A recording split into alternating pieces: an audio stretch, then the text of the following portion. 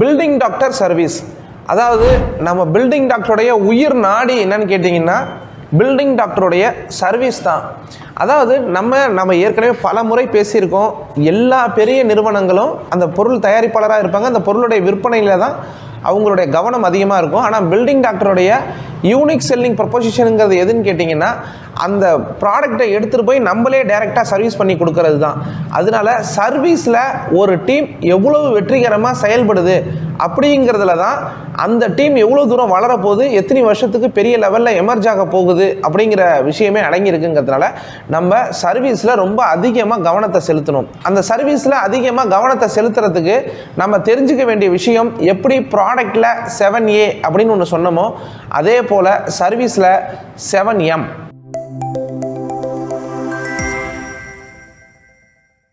இந்த சர்வீஸை பொறுத்தளவுக்கு வெற்றிகரமாக செயல்படுறதுக்கு நம்ம தெரிஞ்சுக்க வேண்டிய முக்கியமானது என்னன்னு கேட்டிங்கன்னா 7M. அந்த 7Mனா என்ன அப்படின்னு கேட்டிங்கன்னா ஃபஸ்ட்டு M வந்து பார்த்தீங்கன்னா மெஷர்மெண்ட்ஸ். அதாவது ஒரு சைட்டுக்கு நீங்கள் போகிறீங்கன்னா அந்த சைட்டில் அக்யூரேட்டாக மெஷர்மெண்ட்டு எடுக்கணும்.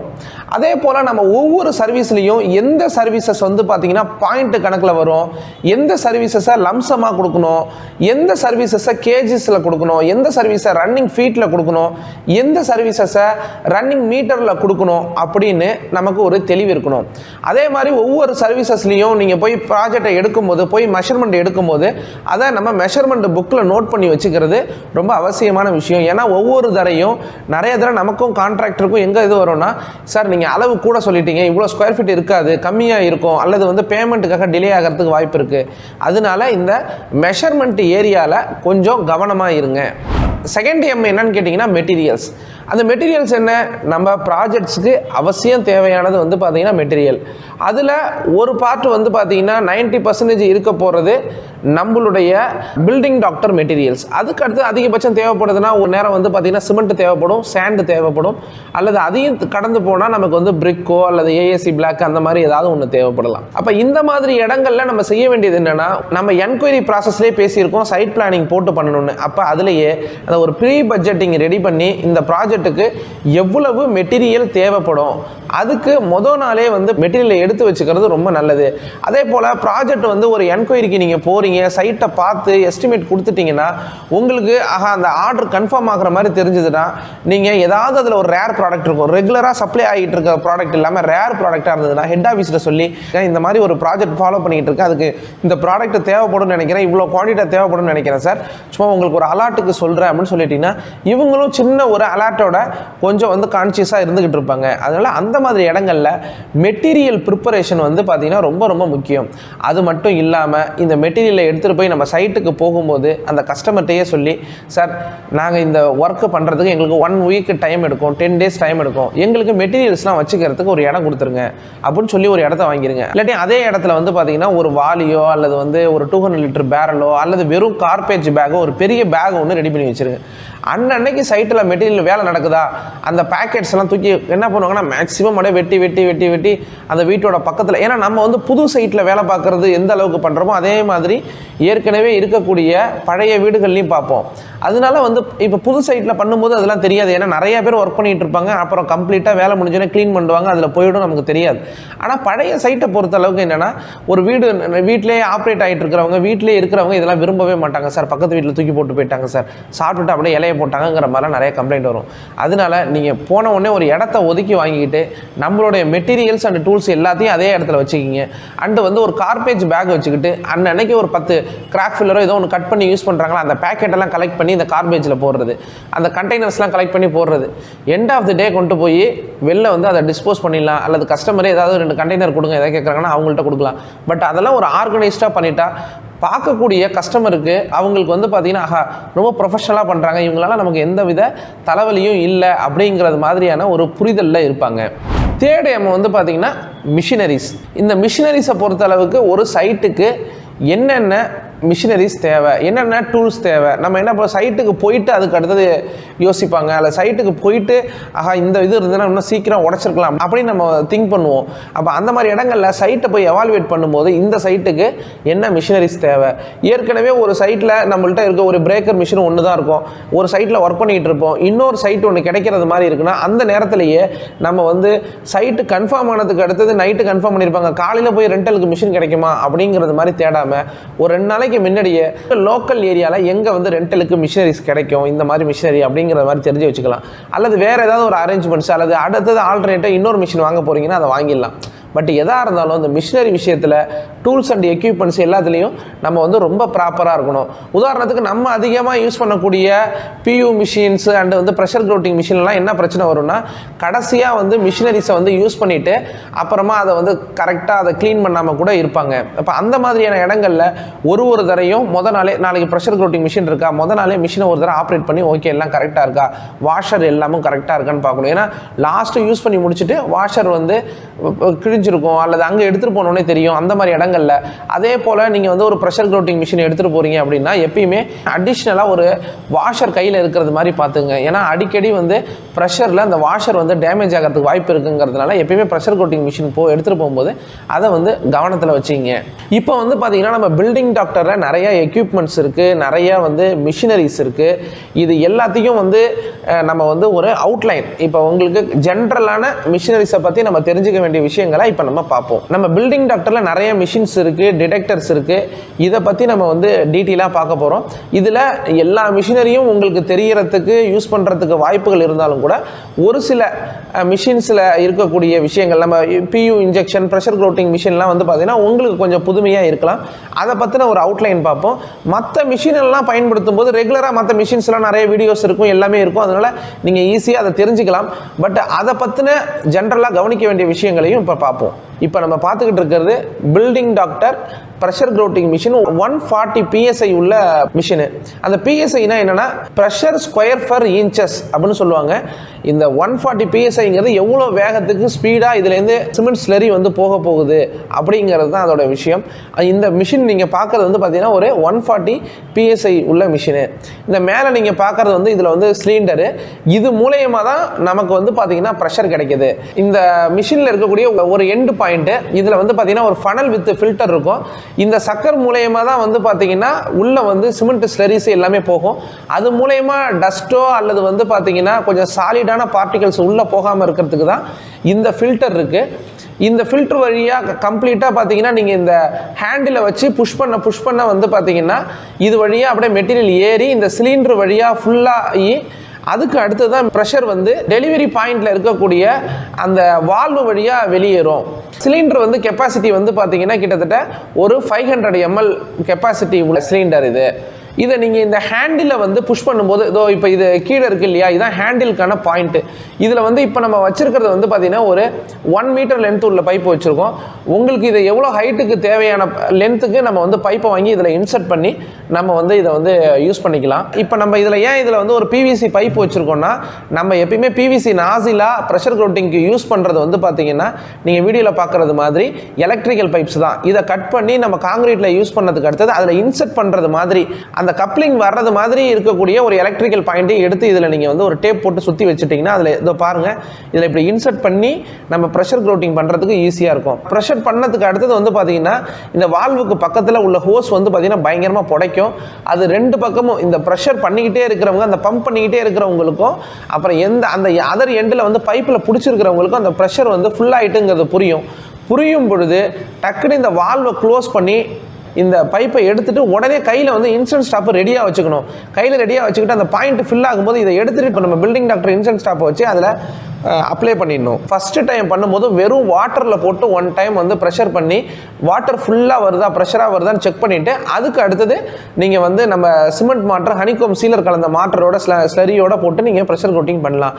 பண்ணி முடிச்சதுக்கு அடுத்ததும் கடைசியாக ஒரு தடவை வந்து கம்ப்ளீட்டாக ஒரு பக்கெட் வாட்டர் வந்து வெளில வர அளவுக்கு நல்லா ப்ரெஷர் பண்ணி க்ளீன் பண்ணிவிட்டு நீங்கள் வச்சாதான் இந்த மிஷின் வந்து மெயின்டைன் ஆகும். உள்ளே வந்து சிமெண்ட் ஸ்லரி செட் ஆகிடுச்சுன்னா நீங்கள் அதை ஒன்றுமே பண்ண முடியாது. திரும்பி கம்ப்ளீட்டாக இதை வந்து ரிப்பேர் பண்ணி தான் அதுக்கு அடுத்து பயன்படுத்துகிற மாதிரி ஆகிடும். இந்த ஹோஸ் எல்லாம் ரிட்டன் பயன்படுத்தவே முடியாமல் போயிடும். அதனால் எப்பயுமே ப்ரெஷர் க்ரௌட்டிங் ஒர்க் பண்ணும்போது ஆரம்பிக்கிறதுக்கு முன்னாடியும் ஒரு வாட்டரில் போட்டு ப்ரெஷர் கோட்டிங் பண்ணிவிடுங்க. அடுத்தது முடிச்சதுக்கு அடுத்ததும் ஒரு தடவை வெறும் வாட்டரில் போட்டு ப்ரெஷர் கோட்டிங் பண்ணி அதை கிளியர் பண்ணிவிடுங்க. மற்றபடி இது அப்ளிகேஷன் மெத்தட்ஸ் எல்லாமே தனியாக உங்களுக்கு ப்ராடக்ட் வீடியோவில் கிளியராக இருக்கும். அதே போல் இந்த ப்ரெஷர் கோட்டிங்லேயே இப்போ நீங்கள் பார்க்குறது வந்து பார்த்தீங்கன்னா 40 PSI மிஷினு. இது வந்து அதை விட இந்த ப்ரெஷர் கொஞ்சம் கம்மியாக இருக்கக்கூடிய ஒரு மிஷினு. இதில் வந்து பார்த்தீங்கன்னா இதில் பெரிய ப்ராசஸ் சிலிண்டர்ஸ் எதுவுமே இருக்காது. இதில் நார்மலாக வந்து பார்த்தீங்கன்னா நீங்கள் பார்க்குறது மாதிரி வந்து ஒரு வால்வு மட்டும்தான், அந்த வாஷர் மட்டும்தான் இருக்கும். அதை தாண்டி வேறு எதுவும் இல்லை. இந்த மிஷினை பொறுத்தளவுக்கு இது வந்து லிக்யூட் பேஸ்கெட். இது வழியாக தான் நம்ம வந்து கெமிக்கலை ஊற்றணும். இதில் கெமிக்கலை ஊற்றி தான் நம்ம வந்து இதை பயன்படுத்தணும்.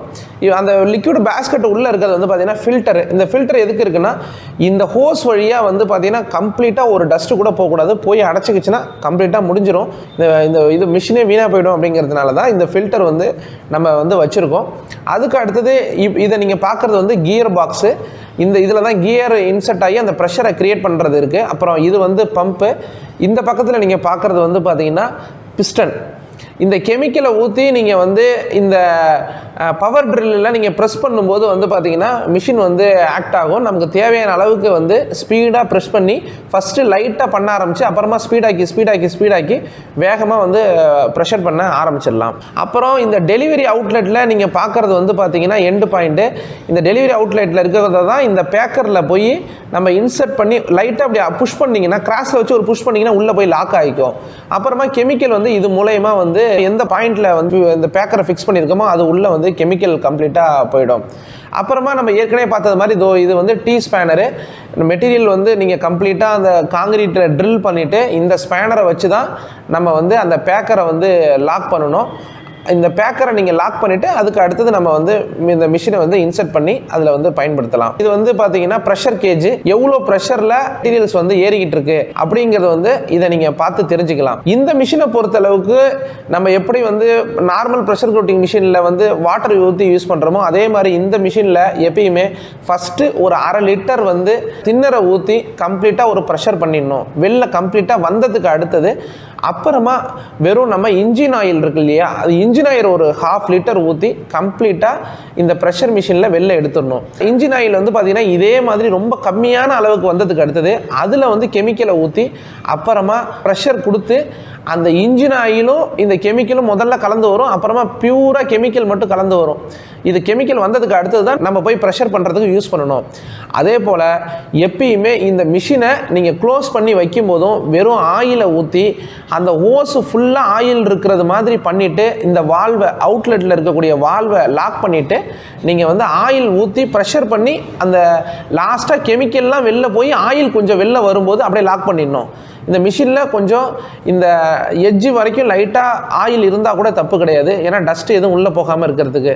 நீங்கள் ஆயில் இல்லாமல் வெறுசாக இதை நீங்கள் வந்து கம்ப்ளீட்டாக முடிச்சுட்டு உள்ளே க்ளோஸ் பண்ணி வச்சுட்டிங்கன்னா இந்த ஹோஸு ஃபுல்லாக கெமிக்கல் வந்து லாக் ஆகி ஃபுல்லாக வீணாக போயிடும். அதுமாதிரி இந்த ஆயிலை எதுக்கு ஃபஸ்ட்டு போடுறோன்னு கேட்டால் ஹோஸில் எங்கேயுமே இந்த மெட்டீரியல் லாக் ஆகாமல் ஃப்ரீ ஃப்ளோவாக போகிறதுக்காக தான் போகிறோம். இந்த விஷயத்தை கவனத்தில் வச்சுக்கிட்டு இந்த மிஷின்ஸை யூஸ் பண்ணுங்கள். இதெல்லாம் தவிர நம்ம எந்த மிஷினை யூஸ் பண்ணாலும் அந்த மிஷினுக்கு இப்போ ஒரு வாட்டர் ஜெட்டு ப்ரெஷர் மிஷினை யூஸ் பண்ணுறீங்கன்னா நீங்கள் வந்து 130 பாரில் வாங்கலாம், அல்லது 160 பாரில் வாங்கலாம், 250 பாரில் வாங்கலாம்.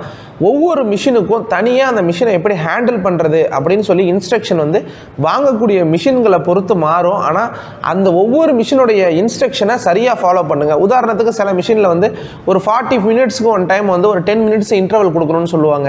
அல்லது சில மிஷின்ஸ் வந்து ஒரு 15 மினிட்ஸ்லேயே ஒரு இன்டர்வல் கொடுக்குற மாதிரி இருக்கும். அந்த விஷயங்களில் ரொம்ப கவனமாக அந்த இன்டர்வல் கொடுத்தா தான் மிஷின் உங்களுக்கு வந்து பார்த்தீங்கன்னா லைஃப் வரும். அதே போல் நிறைய பேர் என்ன பண்ணுவாங்கன்னா ஒரு சின்ன ஹேண்ட் பிரேக்கிங் மிஷின் இருக்கும். அதில் வந்து பார்த்தீங்கன்னா பெரிய பெரிய விஷயங்களை போட்டு உடைக்கிறது. அப்போ மிஷின் வந்து வீணாக போயிடும். ஒரு ட்ரில்லிங் மிஷினில் சின்னதாக பிரேக் பண்ணுறது மாதிரி இருக்கும். அதில் போட்டு பெருசாக உடைச்சிங்கன்னா அந்த மிஷின் வந்து வீணாக போயிடும். அப்போ இந்த மாதிரி மிஷினரிஸ் வந்து பார்த்தீங்கன்னா நமக்கு இருக்கக்கூடிய மிகப்பெரிய இன்வெஸ்ட்மெண்ட்டு. அதை சரியாக ஹேண்டில் பண்ணி சரியாக மெயின்டைன் பண்ணுறது ரொம்ப ரொம்ப முக்கியமான விஷயம். அதனால் அப்பப்போ வந்து மிஷினரிஸ் வந்து ஒரு சைட்டுக்கு போயிட்டு வந்ததுக்கு அடுத்தது, ஆஃபீஸ்க்கு வந்ததுக்கு அடுத்தது ஒரு தடவை ஃப்ளக் பாயிண்டில் போட்டு பார்த்து இந்த மிஷின் எந்த அளவுக்கு ஒர்க்கிங் கண்டிஷனில் இருக்கா, கரெக்டாக இருக்கான்னு ஒரு தடவையும் செக் பண்ணிவிட்டு அதுக்கு அடுத்தது உள்ளே எடுத்துகிட்டு போங்க. வெளில போகும்போதும் ஒரு தடவையும் சரியாக இருக்கான்னு. ஏன்னா சைட்டுக்கு போயிட்டு என்ன பண்ணுறாங்க, சார் மிஷின் சரியில்லை சார், புகை வந்துடுச்சு சார், அது சரியில்லை, இது சரியில்லை, சரியாக ஓட மாட்டுது அப்படிம்பாங்க. அது நமக்கு ப்ராக்டிக்கல் டிஃபிகல்ட்டிஸ் வந்து ஏற்படுத்திடும். அதனால் அந்த மாதிரி இடங்களில் மிஷினரியை பொறுத்தளவுக்கு கவனமாக இருங்க. அது மட்டும் இல்லாமல் நம்ம லேபர்ஸோடைய சேஃப்டி ரொம்ப முக்கியமானது. நிறைய மிஷினரிஸ் பயன்படுத்தும் போது வந்து பார்த்திங்கன்னா ரொம்ப கவனமாக சேஃப்டியாக அதுக்கு உள்ள ஒரு ஐ கிளாஸஸ்ஸு அல்லது வந்து ஹெல்மெட்டு அல்லது வந்து சேஃப்டி ஷூ இந்த மாதிரி அந்த மிஷினரிஸுக்கெலாம் என்ன தேவையோ தயவு செய்து பயன்படுத்த சொல்லுங்கள். ரொம்ப ரிஸ்க் ஆகிடும். அதே போல் பெரிய மிஷின்ஸை யூஸ் பண்ணும்போது ஒரு வால் கட்டரை போட்டுட்டு என்ன பண்ணுவாங்கன்னா எங்காவது ஒரே ஒரு கிராக் இருக்கும், அதை தொங்கிக்கிட்டு போய் இது பண்ணுவாங்க, ப்ரூவ் பண்ணுவாங்க. அப்புறம் வந்து ஏதாவது ஒரு இடத்துல ரொம்ப எக்கிக்கிட்டு வாட்டர் ஜெட் ப்ரெஷர் மிஷின் எடுத்து அடிப்பாங்க. இந்த மாதிரி விஷயங்களை தயவு செய்து அலோவ் பண்ணாதீங்க. அது எவ்வளோ பெரிய ப்ராஜெக்டாக இருந்தாலுமே அந்த மாதிரி எடுக்க வேண்டாம். ஒருவேளை அது பெரிய ப்ராஜெக்டாக இருக்கிற பட்சத்தில் அதுக்கு தேவையான ஸ்கஃபோல்டிங்கு, சேஃப்டி ஐட்டம் எல்லாமும் அந்த ப்ராஜெக்டில் கொடுத்தாங்கன்னா அந்த வேலையை எடுத்து செய்யுங்க. கம்மியான காஸ்ட்டில் எடுத்துகிட்டு லேபருடைய அவங்களோட லைஃப்பில் வந்து நம்ம கண்டிப்பாக ரிஸ்க் எடுக்கவே கூடாது. அதனால் அவங்களோட சேஃப்டி, அவங்களுடைய வெல்ஃபேரில் நம்ம எப்பயுமே ஃபோக்கஸ்டாக இருக்கணுங்கிறதுனால இந்த மிஷினரி விஷயங்களில் ரொம்ப கவனமாக அவங்கள சரியாக இன்ஸ்ட்ரக்ட் பண்ணி அப்புறமா அதை பயன்படுத்த சொல்லுங்கள். அப்போ தான் மிஷின் வந்து பார்த்திங்கன்னா நல்ல ஒரு லைஃப் வரும். நெக்ஸ்ட் வந்து பார்த்தீங்கன்னா மெத்தட் ஆஃப் ப்ராப்ளம் அனலைசிங். இந்த மெத்தட் ஆஃப் ப்ராப்ளம் அனலைசிங்கை பொறுத்தளவுக்கு நம்ம ஏற்கனவே பார்த்தது மாதிரி ஒரு பில்டிங்கில் எதனால ப்ராப்ளம் வருதுன்னு கண்டுபிடிச்சிட்டாலே நீங்கள் பாதி அந்த இடத்துல வந்து அந்த ப்ராப்ளத்துக்கு சொல்யூஷன் கொடுத்துட்டீங்கன்னு அர்த்தம். ஒரு 50% சொல்யூஷன் ப்ரொவைட் பண்ணிட்டீங்கன்னு அர்த்தம். அந்த மாதிரியான ஒரு விஷயம். அதனால் ப்ராப்ளத்தை ஒரு இடத்துல போய் ஒரு ட்ரீட்மெண்ட்டை ஃபிக்ஸ் பண்ணுறதுக்கு முன்னாடி, இப்போ உதாரணத்துக்கு நமக்கு ஒரு தலைவலி வருதா, அது என்ன காரணத்தினால வருது அப்படின்றத நம்ம சொல்லவே முடியாது. பசியினாலும் வரலாம், அல்லது வந்து வெயிலில் அலைஞ்சா வரும், அல்லது மூளையில் கட்டி இருந்ததுன்னா வரும், அல்லது சரியாக தூங்கலினா வரும், அல்லது வந்து பார்த்தீங்கன்னா இந்த மாதிரி நிறைய காரணங்களால் ஒரு தலைவலி வரலாம். நம்ம வந்து தலைவலியாக உடனே ஒரு கால்ஃபால் போடுவோம் அப்படின்னு நம்ம போடுறது வந்து சரியான ஒரு முறை கிடையாது. மற்ற பிராண்ட்லேருந்து நம்ம எங்கே வித்தியாசப்படுறோம்னா இந்த இடம் தான். நிறைய கடைக்காரங்கள்ட்ட போய் லீக்கேஜா சார் இதை எடுத்து 3 கோட்டிங் அடிங்க உங்களுக்கு சரியாயிடும் அப்படின்னு கொடுத்துருவாங்க. நம்ம என்ன பண்ணணும்னா எப்பயுமே இது வந்து டெரஸ்லேருந்து வருதா, ஜாயின்ஸ்லேருந்து வருதா, ரூஃப் அவுட்டர் கிராக்லேருந்து வருதா அப்படிங்கிறதுலாம் நல்லா அனலைஸ் பண்ணிட்டு தான் வந்து பார்த்திங்கன்னா நம்ம அந்த ட்ரீட்மெண்ட்டை ஃபைனலைஸ் பண்ணணும். அதனால் எப்பயுமே போன உடனே ஒரு இடத்துல ஒரு லீக் இருக்கா, அதுக்கு எங்கெங்கெல்லாம் சோர்ஸஸ் இருக்குன்னு நல்லா அனலைஸ் பண்ணுங்கள். ஒரு கிராக் வருதா, எதனால் வந்திருக்குன்னு அனலைஸ் பண்ணுங்கள். நம்ம இந்த ப்ராப்ளம் அனலைசிங்கை பற்றி கம்ப்ளீட்டாக ஒவ்வொரு சர்வீசஸ்க்கும் ஒவ்வொரு ஒர்க்குக்கும் எப்படி அனலைஸ் பண்ணணும், எப்படி போய் எவாலுவேட் பண்ணணும், அந்த ப்ராப்ளத்துக்கான ரீசன்ஸை எப்படி ஐடென்டிஃபை பண்ணணும் அப்படிங்கிறத பற்றி தனியாக ஒரு வீடியோ இருக்குது. அந்த வீடியோவில் இன்னும் கிளாரிட்டியாக சொல்லியிருப்போம், அதை பார்த்துருங்க. ஆனால் இந்த ப்ராப்ளம் அனலைஸ் பண்ணும்போது கவனமாக இருக்கணும். அதே மாதிரி சைட் விசிட் போகிறவங்க இந்த பில்டிங்கை பற்றி புரிதல் உள்ள நல்ல எக்ஸ்பீரியன்ஸ்டு பர்சனாக, கஸ்டமர்கிட்ட தெளிவாக அந்த பிரச்சனை என்னன்னு சொல்லி புரிய வைக்கக்கூடிய பர்சனாக போகணும். நீங்கள் சும்மா ஆள் இல்லாமல் யாரோ ஒருத்தவங்களை அனுப்பிவிட்டால் போதுன்னு ஒரு சரியான ட்ரைனிங் கொடுக்காத ஆட்களை டக்குன்னு நீங்கள் அனுப்பிச்சி விட்டுட்டீங்கன்னு சொன்னால் நிச்சயம் அந்த வேலையும் உங்களுக்கு வராது, நம்ம மேலே உள்ள ரெப்யூட்டேஷனும் கெட்டு போயிடும். அதனால் ஒரு சர்வீஸில் மெயினான விஷயம் இந்த மெத்தட் ஆஃப் ப்ராப்ளம் அனலைசிங்கிறது ரொம்ப நம்ம கவனத்தில் எடுத்துக்க வேண்டிய விஷயம். நெக்ஸ்ட்டு வந்து பார்த்தீங்கன்னா மெத்தட் ஆஃப் அப்ளிகேஷன், அதாவது ஒரு பொருளை எப்படி பயன்படுத்தணும்னு தெரிஞ்சுக்கிட்டு பயன்படுத்துறது. இப்போ அந்த பொருள் எவ்வளவு குவாலிட்டியாக இருந்தாலும் அது சரியான ஒரு அப்ளிகேஷன் மெத்தடில் நீங்கள் பயன்படுத்தலைன்னு சொன்னால் கண்டிப்பாக அது உங்களுக்கு பயன்படாது, ஒரு 100% வெற்றியை கொடுக்காது. அப்போ எந்த மாதிரி பயன்படுத்தலாம், எந்த மாதிரியான தவறுகள்லாம் நடக்க வாய்ப்பு இருக்குன்னா, உதாரணத்துக்கு ஒரு மெட்டீரியலில் நீங்கள் ஃபஸ்ட்டு கோட்டிங் அடிச்சுட்டு ஒரு 6 ஹவர்ஸ் இன்டர்வல் விடுங்க அப்படிங்கிற இடத்துல நான் 1 ஹவர் விட்டுட்டு அடிக்கிறேன் அப்படின்னு சொன்னீங்கன்னா அதோடைய ஃபுல் குவாலிட்டி எவ்வளோ தூரம் அச்சீவ் பண்ணணும்னு நம்மளால் சொல்ல முடியாது. அதே போல் வந்து பார்த்தீங்கன்னா சார் இந்த ஒரு ஃப்ரெஷ் காங்கிரீட் போட்டிருப்பாங்க, அது மேலே ஒரு கோட்டிங் வந்து பார்த்தீங்கன்னா மினிமம் 14 நாளுக்கு அடிக்காதீங்கன்னு நம்ம சொல்லுவோம். ஆனால் நீங்கள் போய் 4வது நாளே அடித்து வாட்டர் ப்ரூஃபிங் பண்ணிங்கன்னா அது கம்ப்ளீட்டாக ஷ்ரிங்கேஜ் கிராக் வரும்போது நம்ம கோட்டிங்கும் சேர்ந்து டேமேஜ் ஆகிறதுக்கு அல்லது ஒரு ப்ராப்ளம் வர்றதுக்கு வாய்ப்புகள் இருக்குது. இந்த மாதிரி மெட்டீரியலை பற்றி என்னென்ன இன்ஸ்ட்ரக்ஷன் கொடுக்குறோமோ அந்த இன்ஸ்ட்ரக்ஷனை தெளிவாக தெரிஞ்சுக்கிட்டு பண்ணுங்கள். இந்த மெட்டீரியல்ஸை பற்றி தனியாக நமக்கு வந்து 7A அப்படிங்கிற ஒரு வீடியோ இருக்கும் இல்லையா, அதில் நீங்கள் பார்த்தீங்கன்னா இந்த மெத்தட் ஆஃப் அப்ளிகேஷனை பற்றின ஒரு கிளியர் பிக்சர் உங்களுக்கு கிடைக்கும். நெக்ஸ்ட்டு வந்து பார்த்தீங்கன்னா மேன் பவரை பொறுத்தளவுக்கு நிறைய பேர் என்கிட்ட சொல்கிறது என்னென்னா, சார் எடுத்தோடனே ஏன் சார் 5 அப்ளிகேட்டர் நம்ம வச்சுக்கிட்டு நம்ம வந்து கொஞ்சம் கம்மியாக அப்ளிகேட்டர் வச்சுக்கலாம், இல்லாட்டி வேலை வந்ததுன்னா நான் கூப்பிட்டுக்கிறேன், எனக்கு சைடில் ஒரு வேலை பார்த்துட்டு இருப்பாங்க தெரிஞ்சவங்க இருக்காங்க, அவங்கள அப்படிலாம் இல்லை. நம்ம ட்ரெயின் பண்ணி இந்த மெட்டீரியல் இப்படி தான் யூஸ் பண்ணணும், இதில் இவ்வளோ தான் கலக்கணும், இவ்வளோ கலக்கக்கூடாது, இது ரெண்டுத்துக்கும் நடுவில் இப்படி ஒரு இன்டர்வல் கொடுக்கணும், இப்படிங்கிற விஷயத்தெல்லாம் புரிய வச்சு அந்த புரிதலோடு வேலை செய்கிறவங்களா இருந்தால் தான் நம்மளால் வெற்றிகரமாக வாட்டர் ப்ரூஃபிங் பண்ண முடியும். நமக்கு அதே போல் வந்து பார்த்தீங்கன்னா ரொம்ப கவனத்தில் எடுத்துக்க வேண்டிய விஷயம், எப்பயுமே ஒரு சைட் இன்ஜினியரோட நாலேஜ் இல்லாமல் ஒரு சைட் வந்து வெறும் அப்ளிகேட்டரை நம்பி வந்து நம்ம கண்டிப்பாக நடத்தவே கூடாது. நிச்சயம் அட்லீஸ்ட் ஒரு சைட் இன்ஜினியர் ஒரு சைட்டுக்கு இருக்குன்னு நம்ம சொல்கிறோம், அட்லீஸ்ட் 2 or 3 டைமாவது எனி ஒன் பர்சன் வந்து அந்த சைட்டை வந்து சூப்பர்வைசிங் பண்ணணும். அப்ளிகேட்டர்கிட்ட மெட்டீரியல் கொடுத்து நீ போய் இப்படி அடிச்சுட்டு வா இப்படி செஞ்சுட்டு வான்னு சொன்னீங்கன்னா லாங் டேர்ம் நம்ம நிற்கவே முடியாது. அதனால ஒரு சைட் இன்ஜினியர் இல்லாமல் அங்கே போய் அப்ளிகேட்டர் வேலை செய்யவும் கூடாது. அந்த அப்ளிகேட்டரும் வெல் ட்ரெயின்டு அப்ளிகேட்டராக இருக்கணும். அந்த அப்ளிகேட்டர் டீமை பொறுத்தளவுக்கு நீங்கள் கவனத்தில் வச்சுக்க வேண்டியது 1 or 2 பீப்புள் ஏற்கனவே பெயிண்டிங் ஒர்க்கில் இருந்தவங்களா இருந்தால் கொஞ்சம் நல்லது. அதனால் அந்த மாதிரி இருக்கிறவங்களா நீங்கள் வந்து கொஞ்சம் பயன்படுத்துங்க. அது மட்டும் இல்லாமல் யாராவது ஒருத்தவர் வந்து பார்த்தீங்கன்னா இந்த 5 பேர் நம்மள்ட்ட ஒரு பர்மனெண்ட்டாக இருக்கணும். 5 பேருக்கு நமக்கு நிறைய வேலை வந்தால் அவங்கள வச்சுக்கலாம் சார்னா, நீங்கள் 5 பேருக்கு கூட வேலை கொடுக்க முடியலன்னா உங்களால் பணமே சம்பாதிக்க முடியாது, ஃப்ரான்ச்சைஸியை ரன் பண்ண முடியாது. அந்த 5 பேருக்கு எப்படி வேலை கொடுக்கலாம் அப்படின்னு யோசிங்க. 5 பேருக்கு வேலை வந்ததுன்னா பண்ணிக்கலாம் அப்படின்னு வேற ஒரு ஆல்டர்னேட்டிவ் நெகட்டிவாக திங்க் பண்ண வேண்டாம். 5 பேருக்கு ட்ரைனிங் பண்ணி அவங்களுக்கு எப்படி ரெகுலராக வேலை கொடுக்கலாம் அப்படின்னு யோசிங்க. அவங்களுக்கு வேலை இல்லைன்னா வேறு என்னென்ன கொடுக்கலாம் அப்படின்னு யோசிக்க வேண்டிய தேவை கிடையாது. அதனால் அந்த 5 அப்ளிகேட்டருக்கு இது பண்ணுங்கள். சப்போஸ் என்னைக்காவது ஒரு நாள் ஃப்ரீயாக இருக்காங்களா, நம்ம ஃபேம்ப்ளெட்டை கொண்டு போய் ஒரு இடத்துல கொடுத்துட்டு வர சொல்லுங்கள், ஒரு நோ பார்க்கிங் போர்டை கட்ட சொல்லுங்கள். அந்த மாதிரி அவங்கள என்கேஜ் பண்ணி நம்ம வச்சுக்கலாம். ஆனால் அவங்களுக்கு எப்படி வேலை கொடுக்கலாம் அப்படிங்கிற மாதிரி தான் நம்ம திங்க் பண்ணணும். அதே போல் இந்த மேன் பவரை பொறுத்தளவுக்கு வந்து பார்த்தீங்கன்னா ஒருத்தவர் வந்து பார்த்தீங்கன்னா எப்படி ரெண்டு பெயிண்டர் இருந்தால் நல்லதுன்னு சொன்னோமோ ஒருத்தவர் வந்து பார்த்தீங்கன்னா மேஷன் வித் அப்ளிகேட்டராக இருந்தாங்கன்னா நல்லது. ஏன்னா நமக்கு சின்ன சின்ன பேட்சிங் ஒர்க் இருக்கும். இதுக்காக ஒரு மேஷனை கொண்டு வந்தோம்னா கொஞ்சம் கஷ்டம். வரேன்னு சொல்லுவாங்க, டக்குன்னு வரமாட்டாங்க, அல்லது 10 நாள் நம்மள்ட்ட வேலை இருக்கும், அல்லது மேஷனுக்கு ரொம்ப வேலை இருக்காது. அப்போ அந்த மாதிரி நேரங்களில் நம்மளை வராமல் போகிறதுக்கு, நம்ம ஏமாந்து போகிறதுக்கு வாய்ப்பு அதிகமாக இருக்குது. அதனால 1 or 2 பீப்புள் வந்து மேஷன் வித் அப்ளிகேட்டராக நீங்கள் பயன்படுத்துங்க. அவங்க ஒரு பேட்சப் ஒர்க்கு, ஒரு கோட்டிங் பண்ணிவிட்டு டேங்கை பிளாஸ்டிங் பண்ணிட்டு வரணும், ஒரு டேப்பர் பண்ணிட்டு வரணும், இந்த மாதிரி விஷயங்களுக்கு அவங்க வந்து ரொம்ப கை கொடுப்பாங்க. அதனால வந்து மேக்ஸிமம் வந்து ஒரு மேஷனே அப்ளிகேட்டராக இருக்கிறது மாதிரி வந்து கொஞ்சம் பிளான் பண்ணிக்கிங்க. அடுத்தது வந்து பார்த்தீங்கன்னா இந்த ஓவரால் ஏற்கனவே நான் வந்து அந்த மிஷினரியில் சொன்னது தான். எம்ப்ளாயீஸை பொறுத்தளவுக்கு, லேபரை பொறுத்தளவுக்கு அவங்களுடைய சேஃப்டியை ரொம்ப கவனத்தில் எடுத்து அதுக்கு முக்கியத்துவம் கொடுத்து ஒவ்வொரு வேலைகளும் செய்யுங்க. அடுத்தது வந்து பார்த்தீங்கன்னா 7th M வந்து பார்த்தீங்கன்னா மணி ஃப்ளோ. அதாவது மணி இதுதான் ஆக்சுவலாக நான் வந்து பாயிண்ட்டாக கூட சொல்லியிருக்கலாம். ஆனால் பட் என்னென்னா இதை எல்லாத்துலேயும் நீங்கள் கவனம் எடுத்து சரியாக செய்யும் போது இந்த 7வது பாயிண்ட் வந்து ரொம்ப வெற்றிகரமாக அமையும். இந்த 6த்தையும் சரியாக செய்யணும்னாலே இந்த 7வது விஷயம் தான் நம்ம கவனத்தில் இருக்கணும்.